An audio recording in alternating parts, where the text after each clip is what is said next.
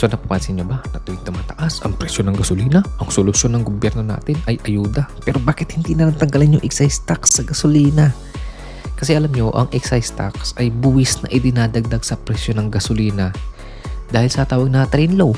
So kapag bumili tayo ng gasolina, may ilang piso doon na napupunta sa gobyerno bilang buwis. Kapag tinanggal nila ang excise tax, bababa yung presyo ng gasolina para sa lahat. Para sa lahat ng Pilipino. Pero ang ginagawa ng gobyerno ay nagbibigay sila ng ayuda o subsidy sa piling sektor tulad ng mga driver may hirap na pamilya. So bakit ayuda ang inuuna? Dahil kapag tinanggal ang excise tax, malaki ang mawala sa kita ng gobyerno natin sa bawat isa sa Pilipino na kagaya natin, ordinaryong tao. So bilyong piso yung nawawala sa pundo ng bansa, maapektuhan ng budget para sa mga proyekto at serbisyo.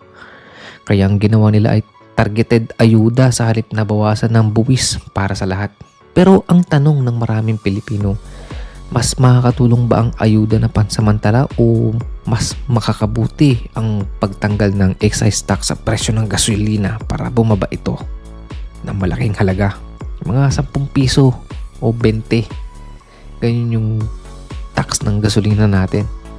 Kaya ngayon, tanong ng maraming Pilipino kung talagang gusto nilang bumaba ang presyo ng gasolina, bakit hindi na lang tanggalin ng excise tax?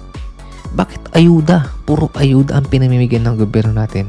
Ang totoo kasi malaki ang bahagi ng presyo ng gasolina natin ay buwis ng gobyerno. Ibig sabihin, bawat litro na binibili mo, may bahagi sila doon